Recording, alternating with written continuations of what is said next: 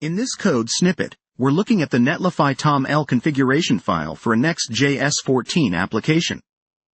This file is key to customizing how Netlify builds and deploys your project. The Build section specifies the commands that Netlify will execute to build your site. Here, the build command is set to npm run build, which will trigger the corresponding script in your package.json file.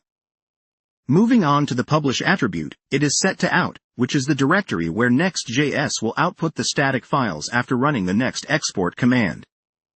Lastly, the dev section includes the command used during the development process, npm run start, which typically starts the local Next.js server. Now, let's focus on the package.json file, which must include the scripts we referenced in the netlify.toml file.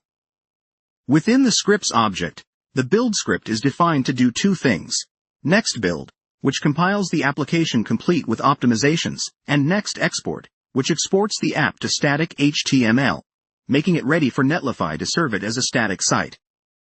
The start script, on the other hand, is used to launch a Next.js server, which you would typically use for local development or to serve your application in another environment.